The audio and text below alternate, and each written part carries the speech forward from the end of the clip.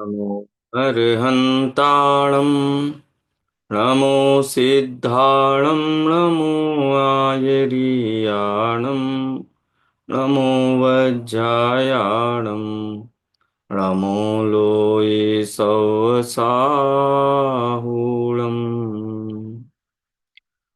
मंगलमय मंगलकरण वीतराग विज्ञान नमो ताहि जाते भये अरहंतादि महान करि मंगल करि हो महा ग्रंथ करन को काज या ते मिले समाज सब पावे निज पद राज। मोक्ष मार्ग प्रकाशक ग्रंथ का अपना छठवां अध्याय चल रहा है, जिसमें जो चतुर्निकाय के देव हैं उनके संबंध में बहुत सारी मिथ्या मान्यताएं जीवों को रह जाती हैं। उनकी चर्चा और समीक्षा इस अध्याय में की गई है। हमने इसमें ये देखा था कि यदि ईश्वर को सर्वज्ञ मान करके पूछते हैं और ईश्वर करता है किसी का, तो उसको सबका कर्ता होना चाहिए, सबको सुखी कर देना चाहिए। लेकिन संसार में तो ऐसा दिखाई देता नहीं है। तो कोई कहे कि नहीं, उनको पता नहीं है कि कितने जीव दुखी हैं, तो उनका सर्वज्ञपना नहीं ठहरता है। और यदि वो कहे नहीं, हमको सब पता है, लेकिन पता होने पर भी कोई दुखी रह जाए, तो उनके बल के ऊपर, उनकी सामर्थ्य के ऊपर प्रश्न चिन्ह लग जाता है। जो ईश्वर सर्वशक्तिमान है ऐसा भी कहते हैं। तो ईश्वर की सर्वशक्ति और ईश्वर का सर्वज्ञपना, ये दोनों चीजें अगर हैं, तो संसार में कोई जीव दुखी नहीं रहना चाहिए था। जबकि हकीकत क्या है, संसार में जीव दुखी हैं। ठीक है ना। तो कर्तापना, सर्वज्ञपना और सामर्थ्यपना, ये तीनों चीजों का सुमेल प्रत्यक्ष से नहीं बैठता है। इसीलिए कोई किसी का कर्ता धर्ता हरता है, ये बात सत्य नहीं है। ठीक है, इसीलिए उन ईश्वरों की काल्पनिकता सिद्ध होती है। ऐसा भी देखा जाता है कि जो ईश्वर को नहीं मानता है, उनको नहीं मानता है, व्यंतर आदि को नहीं मानता है, वो लोग भी आकर के उत्पात मचाते हैं, तो वो उनको रोकते नहीं हैं।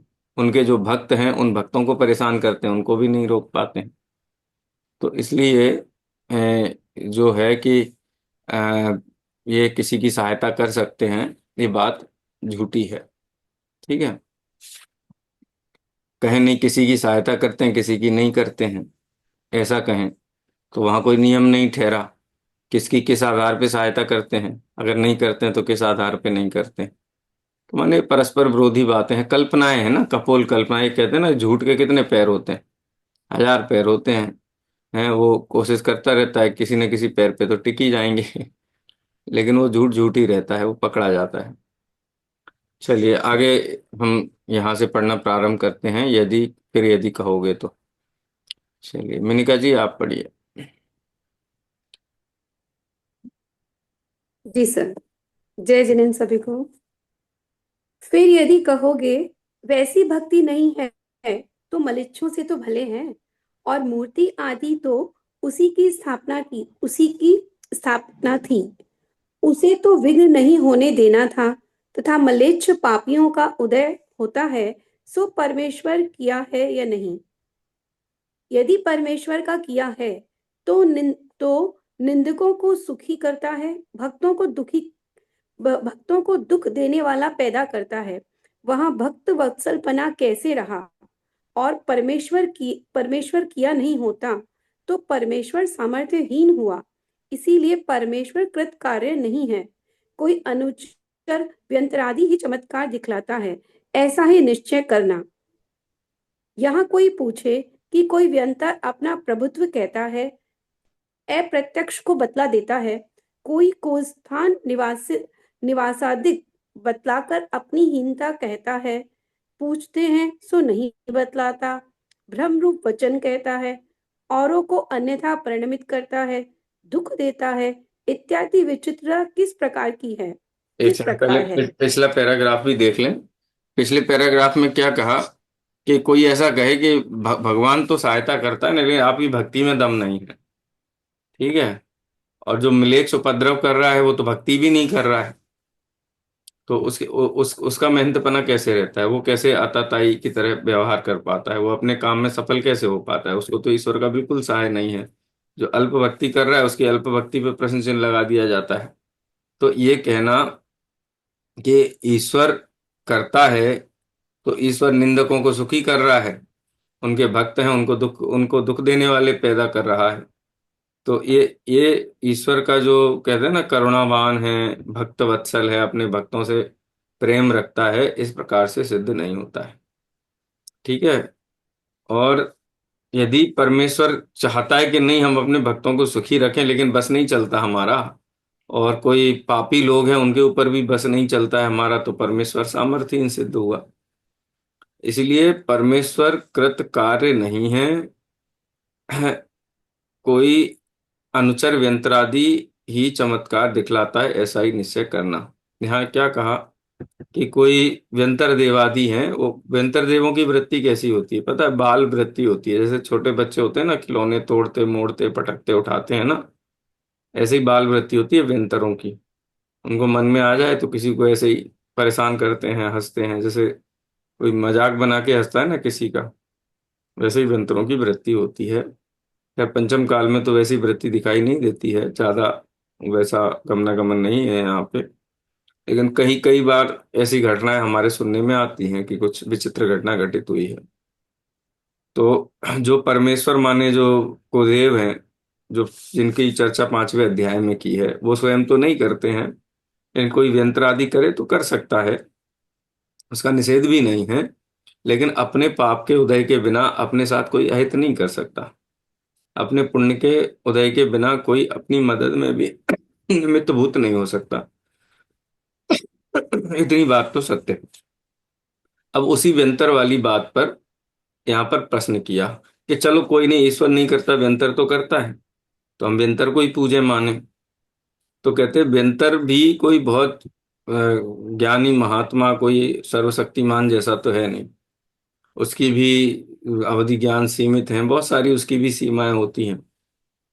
चलो कदाचित कोई व्यंतर आदि आ भी जाए, उससे पूछा जाए तो वो बहुत सारी बातें तो बताएगा, लेकिन आप जो पूछोगे वो पॉइंटेड आंसर आपको नहीं मिलेगा। ठीक है। तो इस प्रकार की पराधीनता व्यंतरों में है।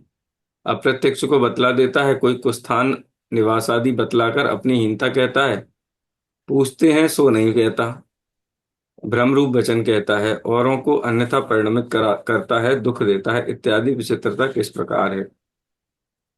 ठीक है। उसका उत्तर यहाँ पर देते हैं व्यंतरों के संबंध में, कि व्यंतर इस प्रकार के जो कार्य करते हैं उन कार्यों के क्या कारण है, इस उत्तर में है वो। पढ़िए, आगे पढ़िए मिनका जी।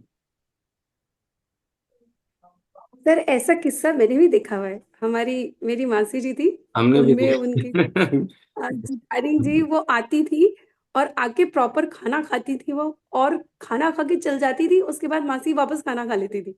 हाँ। हमने खुद ने देखा। तो ये ऐसे कैसे होता है सर? वो भोजन तो उसी पेट में गया, वो कैसे होता है ये? व्यंतर आदि की विक्रिया है ये, और क्या। हाँ ये चीज मुझे बड़ी जिज्ञासा होती थी इस चीज की। ऐसे वो पान खा के जाते थे और उनका मुंह लाल नहीं होता था, समझ नहीं आता था मुझे। मैंने खुद ने देखी हुई है। तो देखिए पढ़ती। व्यंतरों में हम्म। उत्तर, व्यंतरों में प्रभुत्व की अधिकता हीनता तो है, परंतु जो कुल स्थान में विवासादिक बतलाकर हीनता दिखलाते हैं तो वह कौतूहल वचन कहते हैं। व्यंतर बालक की भांति कौतूहल करते रहते हैं। जिस प्रकार बालक कौतूहल द्वारा अपने को हीन दिखलाता है, चिढ़ाता है, गाली सुनाता है, ऊंचे स्वर से रोता है, बाद में हंसने लग जाता है, उसी प्रकार व्यंतर चेष्टा करते हैं। यदि कोई स्थान के निवासी हो तो उत्तम स्थान में आते हैं, वहां किसके लाने से आते हैं? अपने आप आते हैं, तो अपनी शक्ति होने पर कोई स्थान में किस लिए रहते हैं? इसीलिए इनका ठिकाना तो जहां उत्पन्न होते हैं वहां इस पृथ्वी के नीचे व ऊपर है, सो मनोज्ञ है। कौतूहल के लिए जो चाहे सो कहते हैं। यदि इनको पीड़ा होती हो तो रोते रोते हंसने कैसे लग जाते हैं।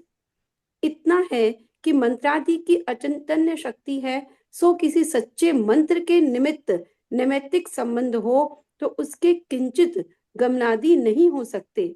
वह किंचित दुख उत्पन्न होता है, वह कोई प्रबल उसे मना करे तब रह जाता है, वह आप ही रह जाता है इत्यादि मंत्र की शक्ति है, परंतु जलाना आदि नहीं होता। मंत्र वाले जलाया कहते हैं, फिर प्रकट हो जाता है, क्योंकि वैकृत शरीर का जलना आदि संभव नहीं है। हम्म। आगे बढ़ो सर इसका। हाँ, थोड़ा अगर देखना हो तो देख व्यंतरों के सकते हैं। एक तो व्यंतरों की वृत्ति बताई है यहाँ पर कैसी होती है, और व्यंतरों के जो निवास होते हैं ना वो अच्छे होते हैं बहुत। पुण्य का उदय है, देवगति है, उपवास शैय्याएं होती हैं उनके, निवास आदि अत्यंत उत्तम, भवनवासियों के भवन होते हैं, व्यंतरों के भी आवास होते हैं, तो अच्छे होते हैं, ऐसी कोई प्रतिकूलता नहीं होती है। लेकिन कौतूहल वृत्ति है तो कौतूहल वृत्ति के कारण ऐसा काम करते हैं। इनके भवन सर वो रत्न प्रभा भूमि वहां होते हैं, नरकों के ऊपर हाँ, जो रत्न प्रभा होते भूमि के ऊपरी भाग में उपपाद शैय्याएं हैं जहाँ पर ये व्यंतर और भवनवासियों के जन्म होते हैं। ठीक है, मध्य लोक में भी भवनवासियों के भवन होते हैं। भवनवासियों के तो अधोलोक में होते हैं, व्यंतर आदि के मध्य लोक में भी होते हैं, द्वीप समुद्र आदि में। जो जहाँ पर मनुष्य आदि ज्यादा नहीं होते हैं, ऐसे स्थानों पर उनके भवन होते हैं व्यंतर आदि के। और अपनी इच्छा से इधर उधर कहीं भी यत्र तत्र रहते हैं तो उनको तो कोई प्रतिकूलता भाषित होती नहीं उससे, क्योंकि वैक्रियक देह है। हाँ, कौतूहल में क्या करते हैं, कोई मंत्र पढ़ रहा है, बांध रहा है, डरा रहा है, वो डरते भी हैं।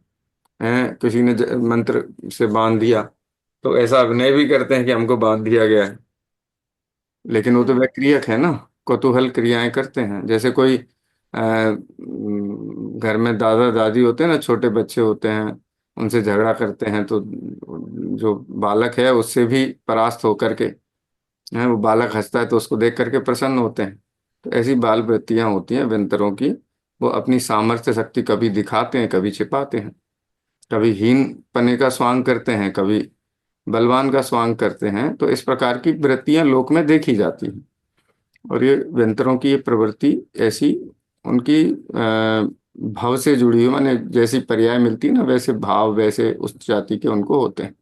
जैसे कुत्ता है तो उसको भौंकने का भाव, वही जीव शेर होता है तो दहाड़ने का भाव। तो पर्याय से जुड़ी हुई वृत्तियां भी उनको मिलती हैं, तो व्यंतरों की वृत्तियां ये उनकी पर्यायगत हैं, इस प्रकार से यहाँ बतला रहे हैं। ठीक है, जैसे कहा मंत्र आदि की अचिंत्य शक्ति है, तो किसी सच्चे मंत्र के निमित्त नैमित्तिक संबंध हो तो उससे किंचित गमनादि नहीं हो सकते हैं, माने बांध लेते हैं ना, हमने बांध लिया, हम्म। कर लिया। ठीक है, हाँ। वह किंचित दुख उत्पन्न होता है, वह कोई प्रबल उसे मना करे तब रह जाता है, वह आप ही रह जाता है, माने क्रीड़ावश रह जाता है इत्यादि मंत्र की शक्ति है, परंतु जलाना आदि नहीं होता है।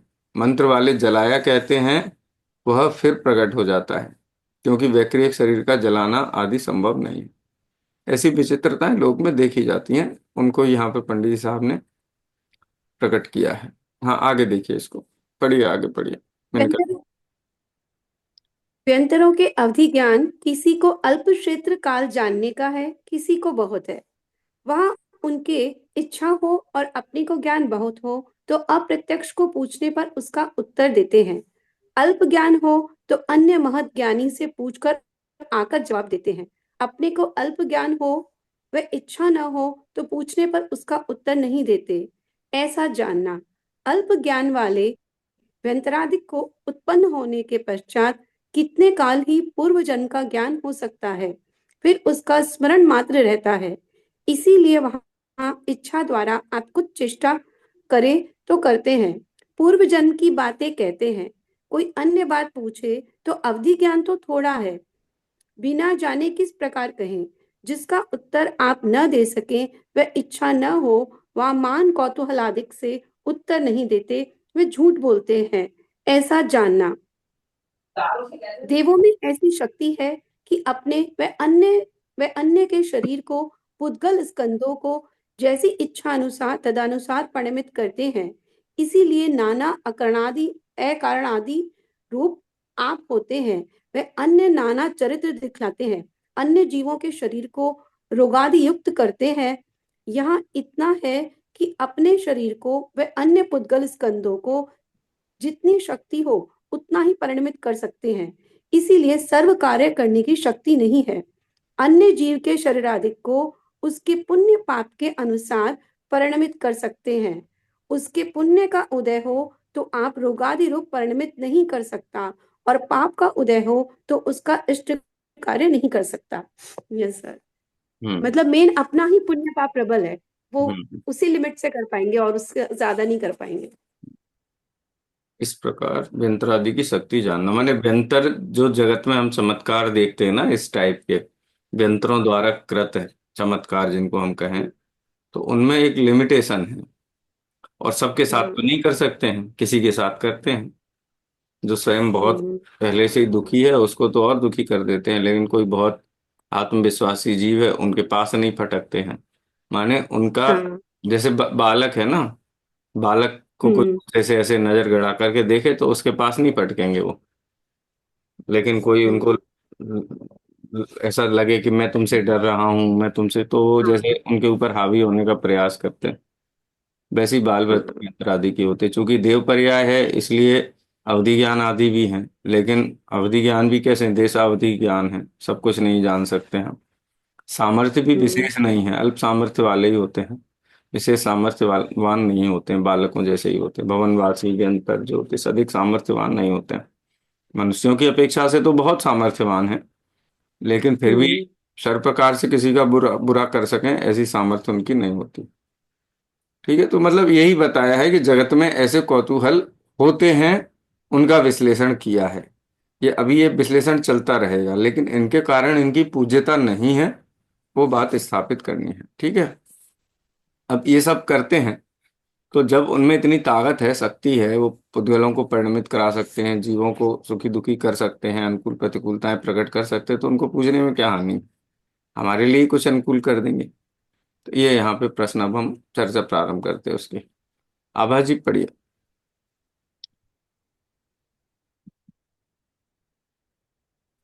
हाँ जी सर। यहाँ कोई कहे इतनी शक्ति जिनमें पाई जाए, उनके मानने पूजने में क्या दोष। उत्तर, अपने पाप का उदय होने से सुख नहीं दे सकता, पुण्य का उदय होने से दुख नहीं दे सकते, तथा उनको पूजने से कोई पुण्य बंद नहीं होता। रागादि की वृद्धि होने से पाप ही होता है, इसलिए उनका मानना पूजना कार्यकारी नहीं है, बुरा करने वाला है। तथा व्यंतर आदि मनवाते हैं, पुजवाते हैं, वह कौतूहल करते हैं, कुछ विशेष प्रयोजन नहीं रखते। जो उनको माने पूजे उसी से कौतूहल करते रहते हैं, जो नहीं मानते पूजते उनमें कुछ नहीं करते। यदि उनको प्रयोजन ही है तो न मानने पूजने वालों को बहुत दुखी करें, परंतु जिनके न मानने पूजने का निश्चय है उससे कुछ भी कहते दिखाई नहीं देते। तथा प्रयोजन तो क्षुधादिक की पीड़ा हो तब तो पर, तब हो, परंतु वह तो उनके व्यक्त होती नहीं है। यदि हो तो उनके अर्थ नैवेद्य आदि देते हैं, उसे ग्रहण क्यों करते हैं। वे औरों को भोजनादि कराने को ही क्यों कहते हैं, इसलिए उनके कौतूहल मात्र क्रिया है। अपने में उनके कौतूहल का स्थान होने का दुख होगा, हीनता होगी, इसलिए उनको मानना पूजना योग्य नहीं है। ठीक है इसका। तथा कोई पूछे। हाँ, एक सेकंड। जैसे ऊपर कहा कि अपने पाप का उदय होने से सुख नहीं दे सकते, स्वयं ही पाप का उदय हो, व्यंतरादि मदद करें तो कर सकते हैं क्या, नहीं कर सकते हैं। और पुण्य का उदय हो, अनुकूलताएं हो, उसको दुखी करना चाहे तो व्यंतरादि नहीं कर सकते। अच्छा, इसमें एक प्रश्न उठ सकता है, तो हम सर्वज्ञ भगवान को, तीर्थंकरों को, भगवंतों की तो पूजा करते हैं ना, क्यों करते हैं? क्या वो सामर्थ्यवान नहीं है? हैं? क्या वो हमारा हित नहीं करते, भला नहीं करते हैं? हम उनकी पूजा भक्ति क्यों करते हैं? व्यंतरों की नहीं करना, लेकिन अरहंत सिद्ध की करना क्यों करना? दोनों में क्या, दोनों की पूजा भक्ति में क्या अंतर है, उसके पीछे अभिप्राय में क्या अंतर है, वो हमको पहचानना चाहिए। क्या अंतर है, कोई बताएगा? वो रागी द्वेषी नहीं है, उन्हें किसी से प्यार नहीं है, ना किसी से द्वेष है। इस मेन इसलिए कारण तो यही है। इसलिए पूजना चाहिए। पूज्यते क्यों है अनंत आदि का? ये पूज्यता का कारण नहीं हो सकता। हितोपदेशी हैं, हमारे हित की बात कहने वाले हैं। हम्म। हमारी आत्मा के कल्याण के लिए। हम्म। नहीं, वही बात है। सच्चे सुख का मार्ग बताते हैं हमें। हाँ। आज जीव दुखी है, तो उस सच्चे सुख को पाने का उपाय सिर्फ हमें सर्वज्ञ देवी बता सकते हैं, क्योंकि उन्होंने उस सुख को पाया है। तो मतलब इस सच्चे तो बच्चे देव भी को, हो सकते हैं। सच्चे देव की पूजा आराधना के दो, मुख्यतः दो आधार हैं।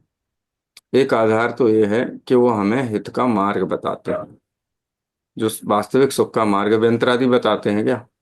तो कौतूहल करते हैं, बेवकूफ बनाते हैं, हंसते हैं।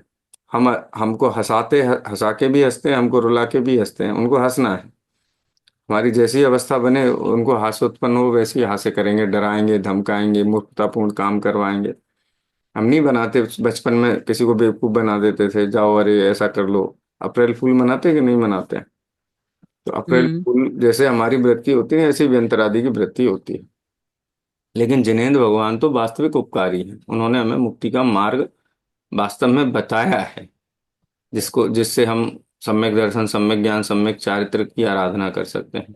एक तो कारण यह है, और दूसरा वो हमारे आदर्श हैं। कई लोग बच्चे सचिन तेंदुलकर की फोटो लगाते हैं घर पे। क्यों लगाते हैं? सचिन तेंदुलकर उनसे मिलने आता है, उनको गिफ्ट देता है, उनका उपकार करता है, कुछ भी तो नहीं करता ना। लेकिन आदर्श है, हमें ऐसा बनना है। एक सहज आदर भाव, एक सहज बहुमान भाव इसलिए है क्योंकि हमारा लक्ष्य अरहंत सिद्ध अवस्था प्रकट करना है। तो अरहंत सिद्ध आदर्श होने की कारण और हमें मुक्ति का सच्चा मार्ग बताने के कारण हमारे पूज्य हुए हैं। इसलिए नहीं कि उनकी पूजा करने से हमको पुण्य का बंध होगा, पाप दूर हो जाएगा, ऐसा नहीं। उसकी अभिलाषा करना ही अपने आप में गृहीत मिथ्या तो पाप भाव है।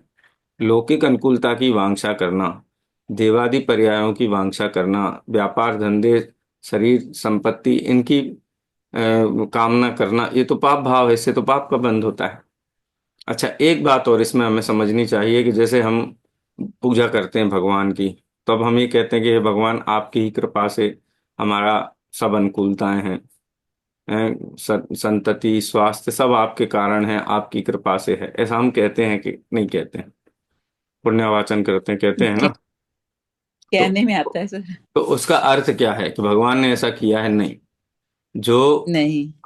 लघुता प्रदर्शन होता है ना, उस लघुता प्रदर्शन की भाषा ऐसी होती है कि हमें पारलौकिक मार्ग तो आपकी वजह से मिला ही है, और ऐसे धर्म की आराधना करने के लिए जो अनुकूलता हुई है वो भी आपके ही प्रसाद से हुई है। ये लघुता प्रदर्शन की भाषा है। नहीं तो भगवान कहें कि भाई हम तो तुमको ये समझाते हैं कि सब अपने पाप पुण्य के उदय से होता है, तुम हमको कारण क्यों बतलाते हो? तो बोलते हैं वो भगवान, हमको भी वो बात पता है कि आप नहीं करते हो, लेकिन इराक की भूमिका में आपका बहुमान व्यक्त करने के लिए हमारे पास जो शब्द है हम उनका प्रयोग करते हैं। ठीक है? तो जिनेंद्र भगवान को पूजा भक्ति का अभिप्राय अलग है। व्यंतरादि को कोई पूजेगा तो क्यों पूजेगा, किस अभिप्राय से पूजेगा? वैसा बनना चाहता है। लौकिक सुख के लिए।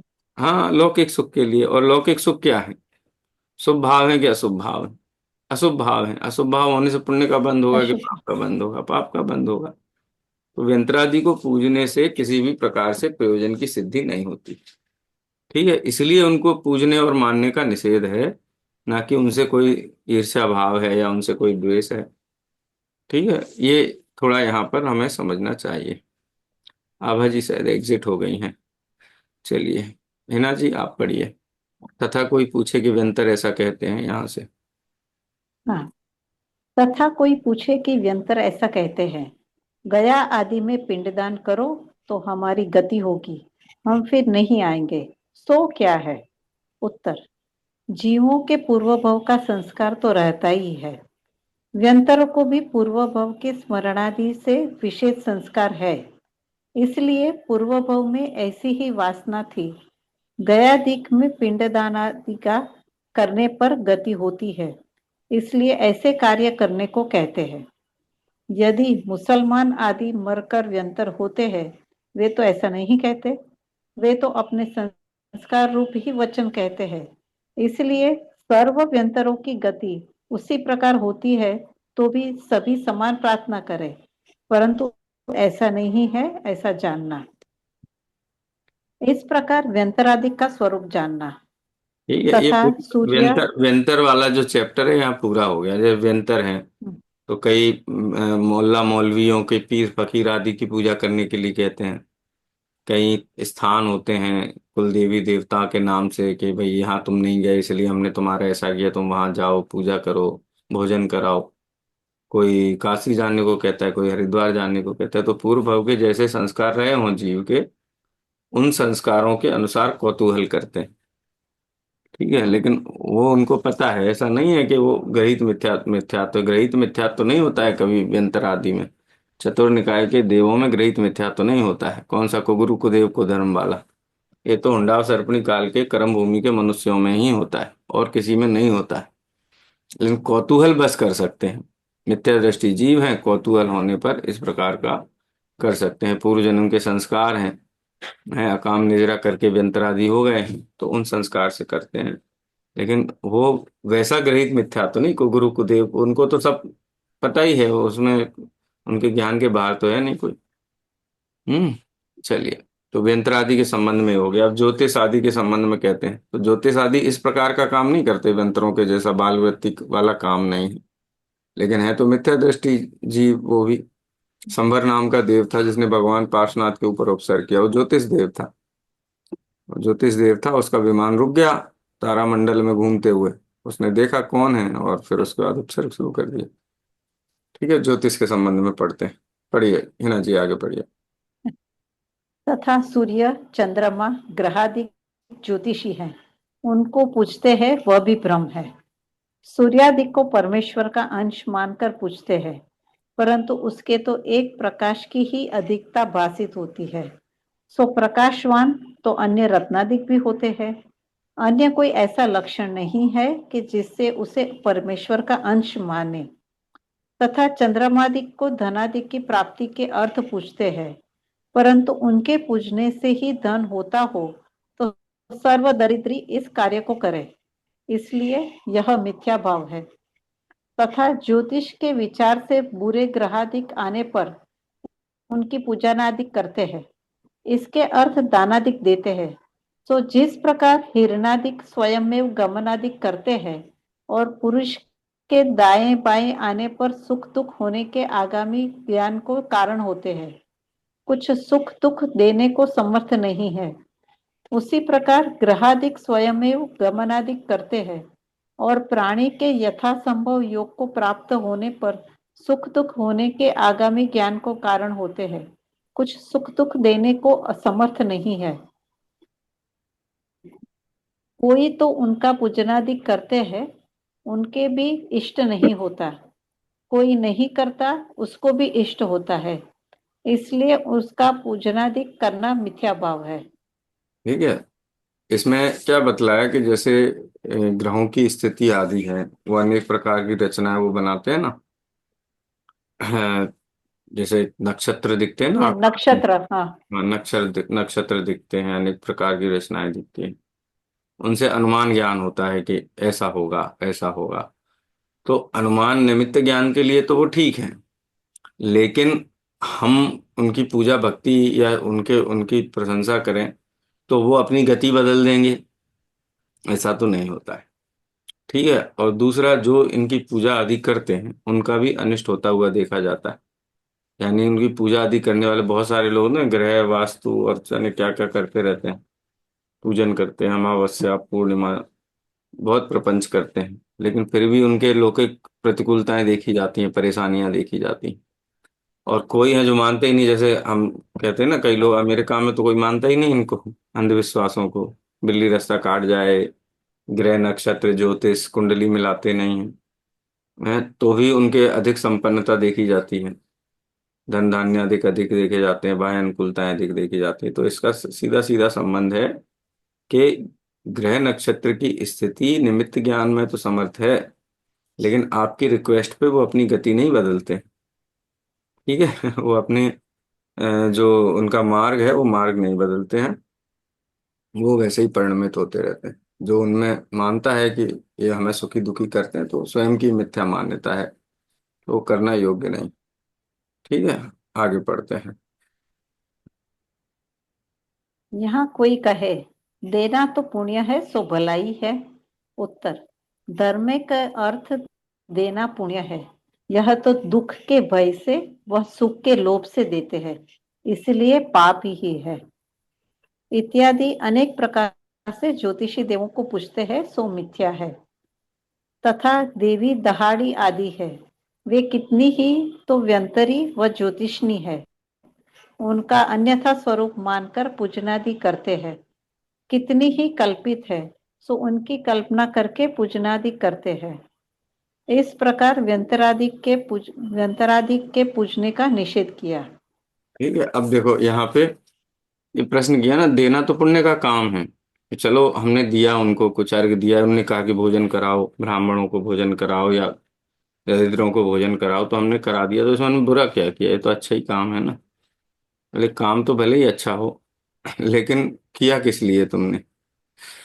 या तो भय से किया कि हमारा हित कर देंगे, या इसलिए किया कि इससे हमारी कोई लौकिक अनुकूलता हो जाएगी। तो वो तो वस्तु स्वरूप के विरुद्ध है ना। अपना स्वरूप नहीं पहचाना, मैं जीव हूँ, देह से भिन्न हूँ, लौकिक अनुकूलताएं प्रतिकूलताएं हैं वो, उससे मैं सुखी दुखी नहीं होता हूँ। और वो अनुकूलताएं प्रतिकूलताएं भी स्वयं के कर्मोदय से होती हैं, किसी के करने से नहीं होती। तो जो भी काम कर रहे हैं वो भय से कर रहे हैं या फिर लोभ से कर रहे हैं। अज्ञान उसके पीछे बैठा हुआ है, अज्ञान के कारण भय और लोभ और ये क्रियाएं हो रही हैं, इसलिए वो सर्व पाप का ही कारण है और वो आगामी काल में भी दुख देने वाला है। इस प्रकार से ज्योतिष और व्यंतर आदि की पूजा लोक में की जाती है, सो सब कल्पित है और उससे जीव के सुख दुख का कोई लेना देना नहीं है। सुख दुख का लेना देना अपने परिणामों से है। ऐसे कुदेवों को मानने से बहुत अहित होता है, क्योंकि उसमें परिणामों में निरंतर भय और लोभ की जो है प्रवृत्ति बनी रहती है और पाप का बंध होता है और भविष्य में पाप ही रूप में वो उदय में आता है। तो देखो, वो भला बुरा नहीं कर सकते, लेकिन मान करके हम अपना बुरा करते हैं। सीधे सीधे शब्दों में कहा जाए तो पाप का बंद करते हैं। चलिए कविता जी, आगे आप पढ़िए। हाँ जी। क्षेत्रपाल पद्मावती आदि पूजने का निषेध। यहाँ कोई कहे क्षेत्रपाल दहाड़ी पद्मावती आदि देवी यक्ष यक्षिणी आदि जो जिन मत का अनुसरण करते हैं उनके पूजनादि करने में दोष नहीं है। उत्तर, जिन मत में संयम धारण करने से पूज्यपना होता है और देवों के संयम होता ही नहीं, तथा इनको सम्यक्त्वी मानकर पूजते हैं, सो भवनित्र में सम्यक्त्व की मुख्यता नहीं है। यदि सम्यक्त्व से ही पूजते हैं तो सर्वार्थ सिद्धि के देव, लोकांतिक देव उन्हें ही क्यों ना पूजें?